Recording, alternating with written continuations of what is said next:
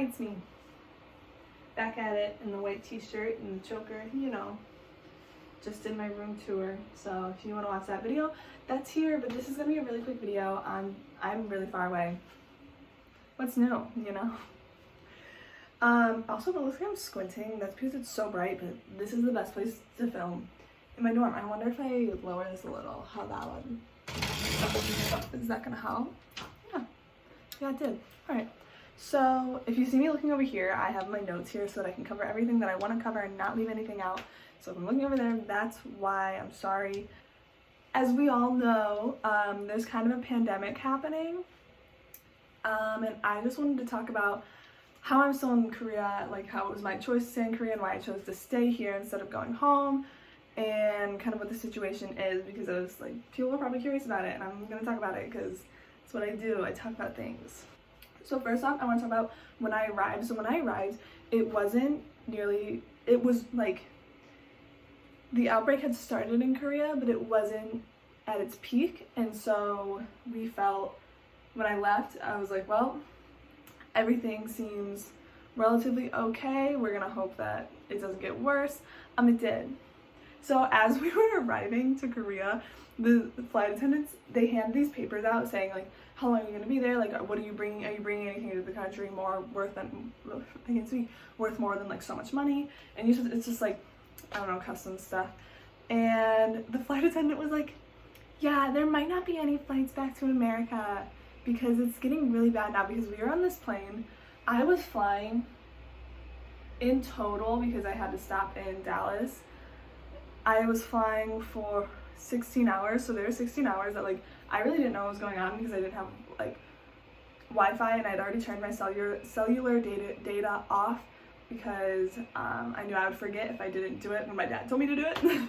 So I really did not know what was happening, and then she was like, yeah, it's pretty bad, and I was like, great. So we get off the plane, and there's a line for like people coming to Korea who are from anywhere in the world, and then there's a line of people who are coming from China, and they're in hazmat suits, and I was so distracted. Like, this is the first time I've ever seen hazmat suits. Like, I've never been through this, obviously. So I was so distracted, I almost went into that line. And then I looked down and I was like, wait, I'm not coming from China, I'm good. I'm not gonna do that one. That was almost really bad, but there was like no line at customs. It was crazy. We literally walked straight in, and that's when I was like, oh, maybe this is, should I be here? But I was like, you know what, it's fine, everything's good, everything's gonna work out. So we get to our hotel, and I say we, I came with another girl from my school, and we stayed in the same hotel the first night because we're pretty close friends. And we get an email from our school, and they basically said, hey, we think you should not go. And we were like, that's so great because we're in Korea. So thank you for telling us now. That just goes to show our school has no fucking idea what's going on. And then, let me get next. So then the outbreak started to get kind of bad, and we ended up moving into our dorm. They took our temperature, they asked if we had any symptoms, which obviously we had not. So we were able to move right into our dorm, and we went shopping the first day. Everything was great, everything was fine. We met a girl from Canada, and then we wake up the next day, and she's like, yeah, I have to go home. And I felt so bad because she had just bought so much stuff for her dorm, because a lot of people buy like pillows and like mattress stuff, like comforters and blankets, and like snacks and hangers. So like she just bought like literally like $70 worth of like stuff, and she had to leave. So that really sucked. I felt so bad. And then all of a sudden so many people had to start leaving, and there were multiple moving dates for our school because our school was postponed for 2 weeks, and the first 2 weeks of classes were to be online. So I moved in on the first date that you could possibly move in, and my roommate had not moved in yet, and then all of a sudden my roommate was taken off of my room. So I'm assuming she dropped out for some reason. I don't really know. I never spoke to her, I never saw her, she never arrived, but she couldn't come. I don't know where she's from, so I have no roommate. But we were living throughout our lives in Korea. We were just kind of like taking it slow. We didn't really want to go out anywhere, obviously, because like not a lot of people were really going out anywhere. And a lot of places were closed. Like, we had to get food because the cafeteria wasn't open, but that was about it. And then all of a sudden I wake up one morning and I have an email from my school saying, you have to come home. And I was like, oh no, I don't. So my friend lives right down the hall, so I get out of bed, it's like 8 a.m. and I run over to her room and I ring her little doorbell and I'm like, they're saying we have to go home. And she was like, no, we don't. At this point, there were a couple cases in the United States. It was mostly in California and in Washington. And we emailed our school back and we said, hey, we would actually prefer to stay. We think it's better to stay. We don't really want to fly right now. And at this point too, Korea was looking to get better. So we were like, we think it's better to just stay. So this woman from our school emails us back and she says, all right, we have to Skype. So we Skype her and she didn't even know we moved into our dorms. And we're like, yeah, like we're here, like we're starting classes soon. And she's like, okay, send me like proof that you will be starting classes soon and that your school is not going to postpone anymore. And talk to your parents, which they kept saying talk to your parents. And I'm like, I'm 21. Like if my parents were like, hey, we feel really uncomfortable with you being there, can you please come home? I would highly consider it. But I was also like, I'm a woman, okay? I don't have to talk to my parents about this. So I thought it was kind of weird, but I did talk to my parents, obviously, because I'm close with them and I call them every day. And they were like, yeah, we'd prefer you to actually stay. And I was like, okay. So I emailed her back and we sent them everything. The next day, we got an email back and she said, the provost said you can stay, so you can stay. And we said, that's awesome. So then we're living our lives, we're having a good time. Korea actually is getting so much better. It's like insane. The numbers are starting to really plateau and the numbers of recovery are like so high. It's great. It's doing really well. And then all of a sudden America got really bad because they finally started testing people. Who knew that like the numbers were wrong because they weren't testing enough people? You know? And then I wake up one morning to find out that America has bumped the threat level up to a 4, which means they can close the borders to everybody and no one can come back home. And my school emailed me and said, yeah, you have 48 hours to get home. This was like yesterday. Obviously I'm still here and I'm not packing. You can't see it, but my bedding is still on my bed. My computer is on my desk. So basically I was freaking out because I'm dumb, so like I don't know a lot about politics. So I thought if America raised the threat level and was closing its borders, we had to come back. So I called my dad and I said, what is happening? Because it's also very, very difficult to get a lot of news, like American news here. And my dad was like, they're gonna, like, yeah, they'll close the borders, but like, you already are planning on being there for like 4 to 6 months. So we're hoping that they're back open by then and I'll be able to come home. If not, we'll figure it out. So I decided to stay, and it seems like a lot of people decided to stay because actually we did email our school back and we said, hey, we are staying and here's the reason why. Because first of all, America is doing terrible. They've yet to enforce quarantine, but they're highly suggesting quarantine for everybody, and basically no one's going outside. My parents have not left the house in ages. But ages, I mean a week. I'm being so dramatic.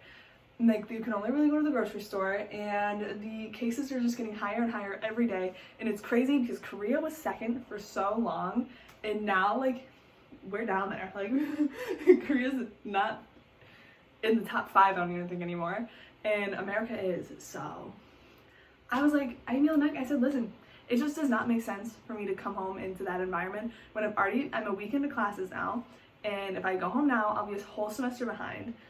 And there's no way I can catch up because my semester started, my home semester, my home university, their semester started in December.